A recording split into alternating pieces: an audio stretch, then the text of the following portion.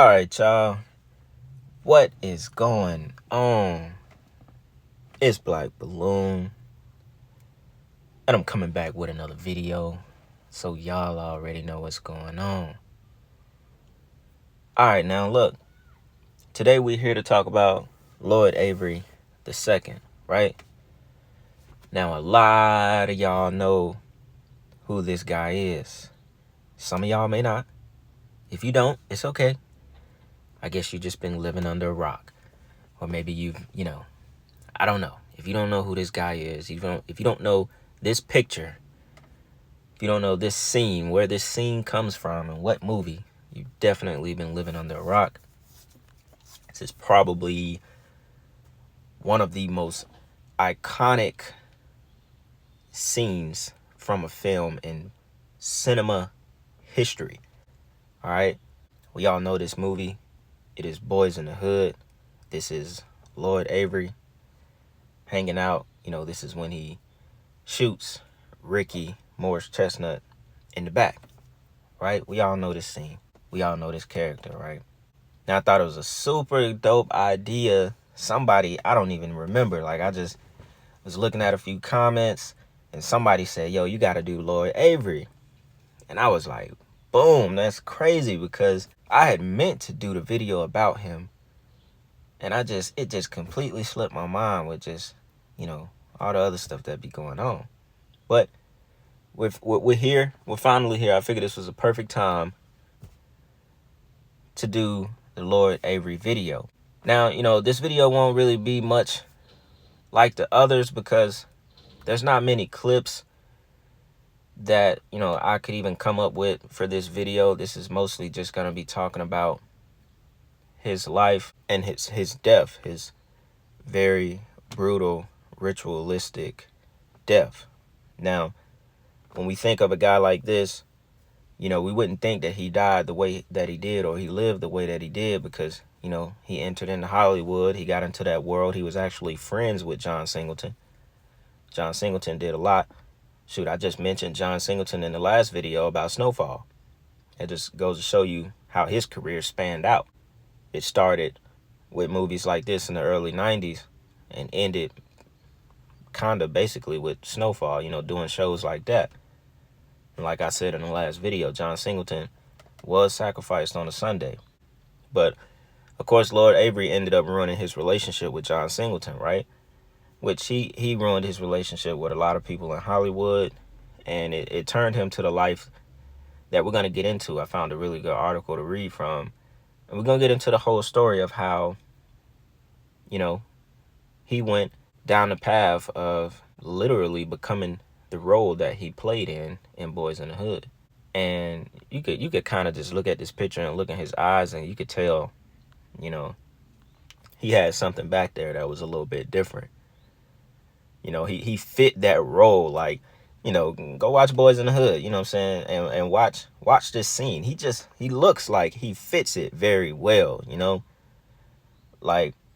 don't get me wrong, a lot of them in that movie, they look like they were, LA gangbangers or whatever you want to call it, but he just looked, like that was really him, Now, although at this time he wasn't deep into all the street stuff, but his life really played out to imitate his art. How we do a lot of videos where we talk about life imitating art, it really played out that way with him, and he was another one of those people, just how I said with Brittany Murphy, Lee Thompson Young, one of those people you'd be like, damn, you look back down the road and be like, damn, he really dead? 10 years later, you like, damn, I didn't even know he died. And I think he died in 2005. We're going to get into all that in a few minutes. For people that played in iconic movies, sometimes you just don't really look too deep in it. And then when you come across how the person died, it's just like, wow, damn, I can't believe this person died that way. But at this point, I just want to go ahead and get into this article about his life, being involved in gangs, and how everything came to an end. Lloyd Fernandez Avery II was born to Lloyd Avery Sr. and Linda Avery on June 21st, 1969 in Los Angeles County, California.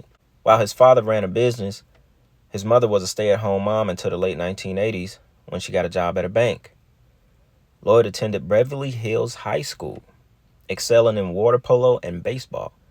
His classmates described him as the occasionally shy, but the class clown who cracked funny jokes during lectures. His younger brother, Shay Avery, reminisced, "We were silver spoon kids. We never needed for nothing," which makes sense. Obviously he went to Beverly Hills High School, mostly depicted, young, well-off kids go to that high school. But as we know, a lot of kids that grow up that way, they tend to gravitate toward, wanting to be from the streets, wanting to be accepted from people who didn't grow up with the advantages that they grew up with. And a lot of times it ends very badly for those kids. Lloyd had a knack for getting into trouble. Often described as more of an attention getter than an aspiring criminal, his impulsive attitude landed him significant problems in 1968 when he was leaving a UCLA party in Westwood with his friends. He got embroiled in a fight with a group of frat brothers. Despite his friends repeatedly requesting him not to get involved, gunshots were fired, and a patrol car arrested Lloyd after he was found carrying a fake ID. He had to spend 3 days in jail. Lloyd's friend, Keith Davis, recounted, "What scared me was that Lloyd was laughing about it. He told me that he really liked jail. It's like, how the hell do you get locked up and you just enjoy it?" He was so flippant. Lloyd Sr. wanted his son to follow in his footsteps, but his son wanted to pursue a career in music. Despite his father's forbiddings, according to reports, he got arrested in June 1990 for stealing studio equipment from a guitar center. Lloyd got his first big break with his friend John Singleton directing the latter's first feature film, Boys in the Hood, which was a huge commercial success and got multiple nominations at the 64th Academy Awards. Although he had a minute role in the film, Lloyd starred in one of the most iconic moments in the history of cinema, as I stated earlier. One of the co-stars, Malcolm Norrington, reminisced, "That shot of him out of the window holding a gun is iconic." As Lloyd basked in his newfound fame, his friends and colleagues began to notice unsettling developments in his behavior. Keith Davis recounted an incident where he was shopping with Lloyd at the Slauson swap meet when a few gang members came up. Keith said they asked Lloyd if he was a Blood, and it clicked. "Yeah, quote, I'm a Blood now." It was surprising since Lloyd knew the perils of street gang wars when his younger brother, Che, was in prison because of getting involved with them. His friends described how the fame got into Lloyd's head, and his curious and impulsive behavior had resulted in him burning bridges with old mates, including John Singleton. As he got increasingly frustrated with both his acting and singing careers coming to an end, he got embroiled further in gang activities. He started threatening directors and other cast members, burglary and carrying around weapons, among others. He then moved into the jungle and had alleged connections with the Black Peace Zone set. He also got jungles tattooed above his left eyebrow and donned gang attires. Now, I'm pretty sure a lot of people that's kind of like, that was infatuated by gang culture or LA gang culture, you heard of the jungles. It's kind of like, that one way in, one way out type of situation where, you're not getting in, you're not coming out if you ain't knowing the people or if you ain't affiliated somehow with the set that's in the jungles, right? And if I'm not mistaken, if y'all remember, the jungles was a part of Training Day when Denzel was going to go see his girl, and he was getting permission from the Black Peace Stone set that was in the jungle. So, that just gives it a little bit more pop culture when they used it in Training Day, or I guess, if you want to say how dangerous it was at that time. And, you could already tell just by him growing up the way he did, going to Beverly Hills High School, blah, blah, blah. He moved into the jungle. He wasn't from there. He wanted to be a part of that, and he was probably allowed because he had already had fame from being in the movie. This is after they did Boys in the Hood. It says on July 1st, 1999, the Los Angeles Police Department was notified about a shootout in the Santa Barbara Plaza of the jungle. According to police reports, an individual had shot down 2 transients, Annette Lewis and Percy Branch, who were hanging out together in the neighborhood. Eyewitnesses claimed a car stopped by them with a man arguing with Annette over something before pulling out a gun. She tried to flee but was shot at least 5 times in the back, while Percy was shot in the upper abdomen area and the right thigh. Annette died at the scene, while her friend was rushed to the UCLA Medical Center where he died weeks later. The police had collected some shell casings from the scene, and they were traced back to be fired from the same gun type used in 2 shootouts months earlier in the same neighborhood. One shootout happened at the Islamic Center on April 20th, 1999, while the second transpired at the same murder spot on March 29th, 1999, where the assailant was spotted firing from a black Cadillac. According to the show, the Cadillac was registered to Lloyd. However, the evidence gathered was circumstantial, and the police could not charge him. But as said earlier in this video, he did eventually get charged with those 2 murders. So dude had, he was really living that life. Basically, he took that role and completely ran with it and became, he became a real blood and started really killing people, Or it could be something to where if we want to speak on it spiritually, maybe he took on that role a little bit too hard, because at the end of the day, I believe spirits charge people to want to commit murder and, to be evil. Like, you have to want to do evil. You know what I'm saying? Like, in order to go from a place like where he was to the place where he ended, but then the crazy thing was he found Jesus. We're gonna get to that. We're gonna get to that once we get into the ritual part of his death. But I just feel like spirits drive these people to do that when we're talking about life imitating art.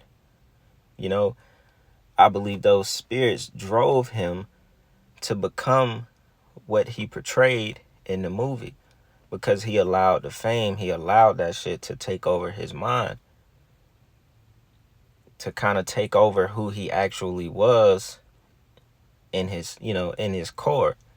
But that's just a little side thought on it, because, you wonder what make people flip and go into this kind of down spiral and type of thing when they had shit so good for them. But moving on how he died.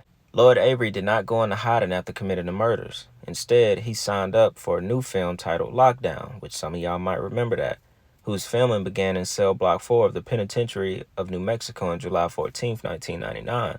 Less than 2 weeks after the killings, he was eventually fired after getting into multiple physical altercations with colleagues and was nearly arrested after being mistaken as a prisoner breaking out of prison.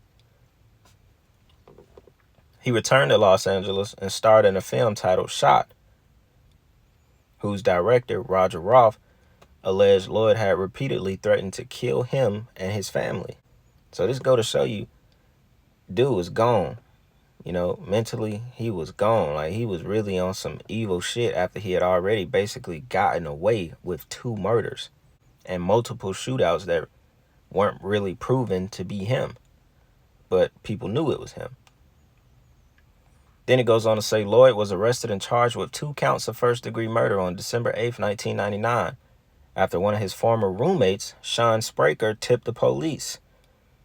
Lloyd had maced Sean's mother, Christine Chapman, his former agent, during an argument at the privileged offices. He was sentenced to life after being convicted and incarcerated at Pelican Bay in March 2001, which is crazy. So off of him and his anger and having that little demon inside of him, he maced a lady who was his old roommate's mom, and the roommate said, fuck it, I'm going to tell the police that you really did kill those 2 dudes, and that resulted in him getting locked up for the rest of his life. Then it says, while in LA County Jail, Lloyd found salvation in Dennis Clark's congregation and used to carry a Bible around with him. Lloyd began sharing his prison cell with Kevin Roby, a convicted rapist and killer, in August 2005. And with that being said, I want y'all to check this clip out from Kevin Roby. He was interviewed from jail. I have no idea who did it. The audio is kind of low, so just listen closely to what he says. I'm going to let y'all hear him talk, and then we're going to come back and finish the story about his death. Check this out. Would you do anything different? Well, considering that these demons would be from childhood, I don't see how I could have done anything differently. Right.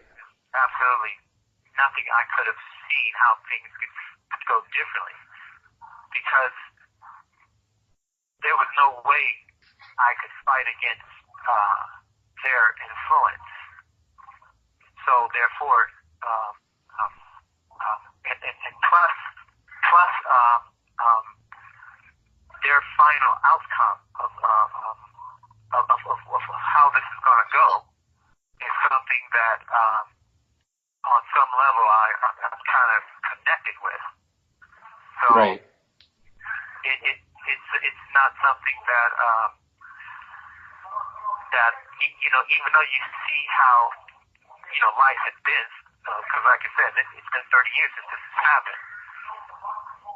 I don't see how I would do anything differently. Plus, with how the energy that comes from darkness, even under these conditions, that feeling is such, it's like a high within itself, to where that feeling in itself is like, it keeps you from, it's like other people in my position, they would be depressed, beat down, wish this, but this demonic energy is such that I'm still, there's just an energy and an aura that just emanates from me, and it's a feeling that's a high within itself. So it's like the greatest feeling in the world in that sense. So I don't see how, even if I had to do it all again, that I would do it any differently, because I'm still pursuing this path. Right. So, no, right. I don't see prison being the end result of this. I don't see it as it can truly hold me very much longer. But as that power grows, that's why, so in a sense, I'm representing that dragon in prophecy, that prison can only hold you for a certain period of time, and then nothing will be able to stop me. So, given the right circumstances again, would you do another human sacrifice given the time of day and opportunity? You talking about in the future? Yeah. Well, there would be no cause for it. Why is that? I've already sealed my his pact with darkness. Already embraced it. I was just telling Andrew, that you've already sealed your pact with darkness, so there's no point in, doing it anymore. Right. Right. No, there should be no point in anyone else doing it at this point, because I'm already. So there's no point in that happening again, because you've already accomplished it. It's done. Right. Satanic, have you undergone a psychiatric evaluation? Now, that clip goes to show you how deceived these people are when it comes to Satan.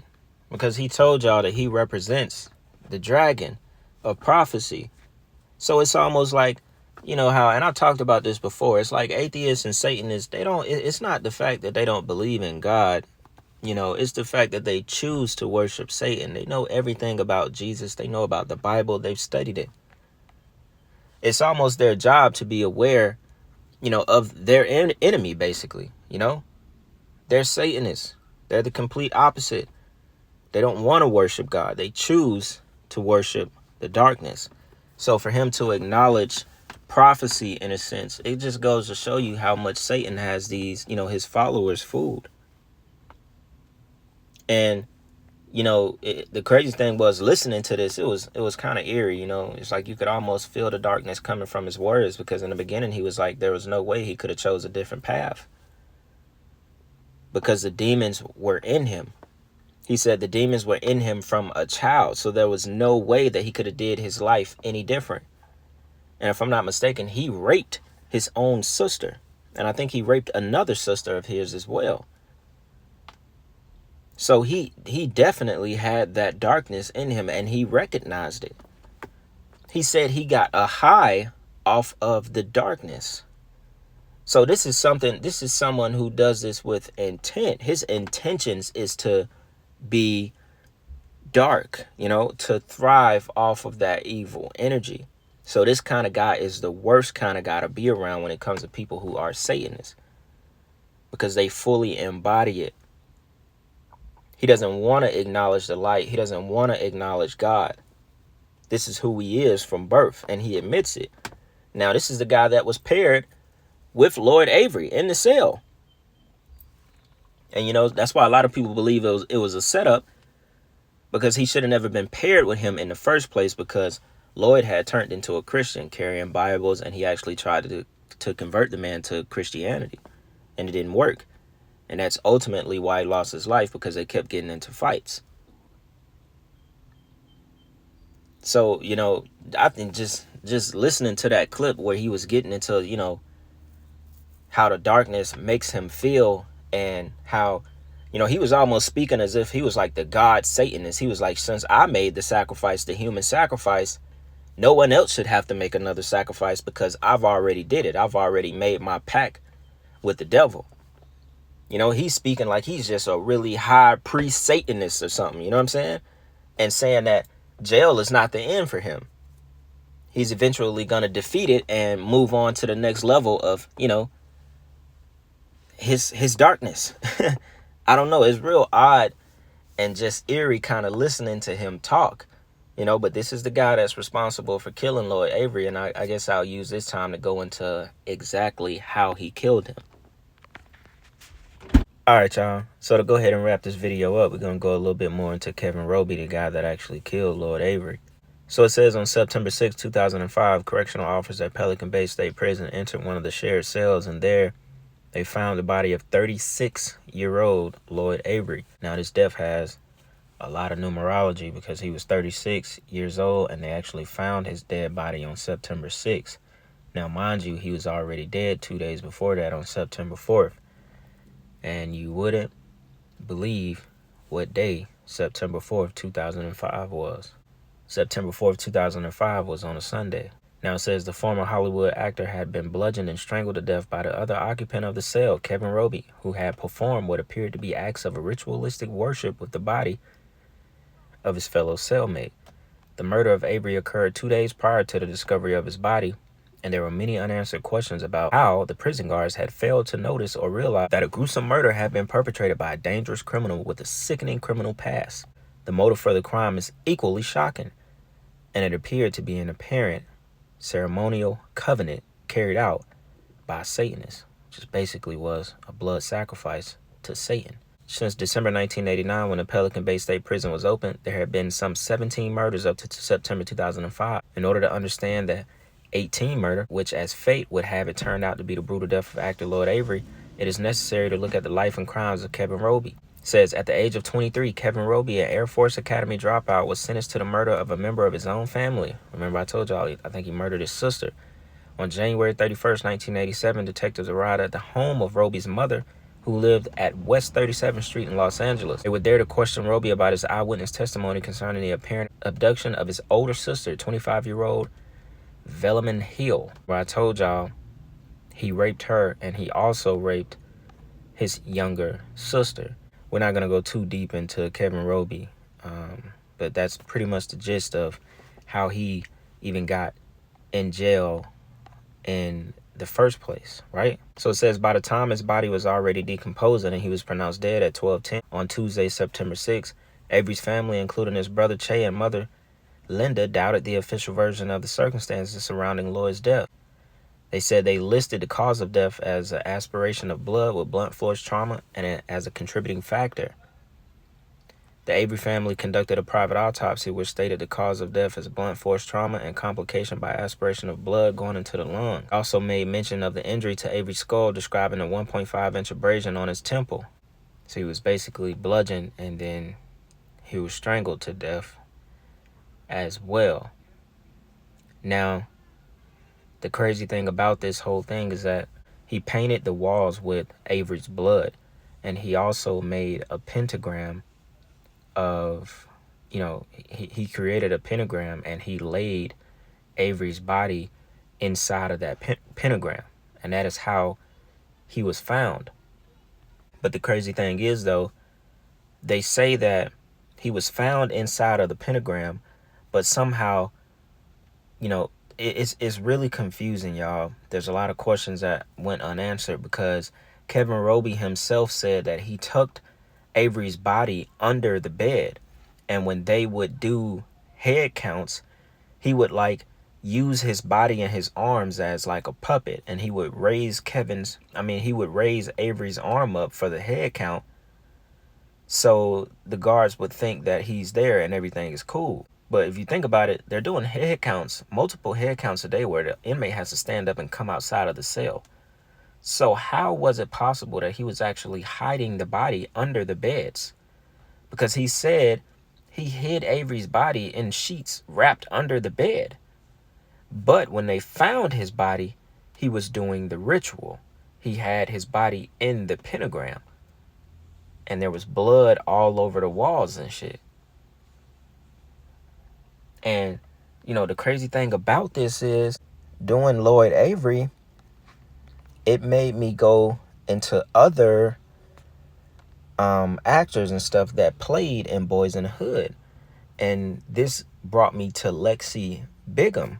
Now, I didn't know this dude lost his life as well.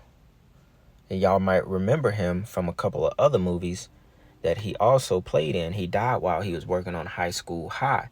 Now, they say he got into an accident way back, I think, in 1995. But y'all wouldn't believe it, though. You wouldn't believe it. He died December 17th. Lexi Bigham. He died December 17th, 1995, on a Sunday. Played in the same movie as Lloyd Avery. They both were killed on Sundays. This is why we do Sacrifice Sunday. If y'all don't know, this is why we do Sacrifice Sunday. That's where the series came from. Because of so many celebrities, and even if they're not celebrities, they're just somewhat significant to Hollywood, they were sacrificed on a Sunday. Sun worship. It all goes back to the occult. And this also goes back to the youngest black movie screenwriter, producer, whatever you want to call him, John Singleton. He was the first to be, I think, nominated for an Academy Award at 23 years old, being black. He was also killed, they say he died from complications of a stroke. But guess what? He died April 28th, 2019, and that was on a Sunday. So we're talking about the director of Boys in the Hood, the guy who was involved in probably one of the most iconic scenes in cinema history, and also another actor that had a small role in the movie, but they all died on a Sunday. These were all sacrifices. They all were killed, y'all. And it ended with John Singleton, the most important of them all. It's honestly crazy to me.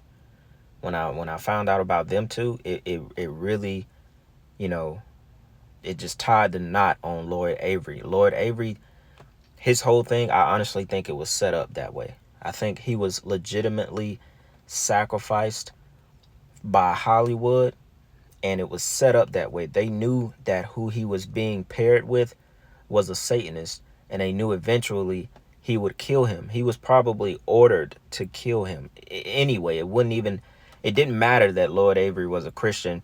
I don't believe that. I don't believe he was trying to turn him into a Christian. They got into a fight and boom, he killed him. No. He was going to kill him regardless because he was ordered to do that. He was already a Satanist. He sacrificed him. He admitted to sacrificing him. He didn't say this was a murder. I wanted to kill him because I was mad. No, Kevin Roby admitted that he sacrificed the man. He sacrificed him to Satan, and then he said God was next. He said that. The dude said that. So this was legit. This wasn't just I murdered my cellmate. No, this was a sacrifice, and it was set up to be that way. And so it lets you know how demonic this stuff really is, yo. And you gotta remember, like the dude like Lexi Bigham, these people are paying prices with their life, you know, half the time for stuff they're not even aware of, you know? Like all these people, especially people who aren't, you know, huge like John Singleton, and they're not deep in the Hollywood world, you know, they're just used as sacrificial lambs. Like literally, they're sacrificed and killed, and you know, they do rituals around these people's body for, you know, for more power, more blood, because that's what they have to do. They owe bodies, they owe souls.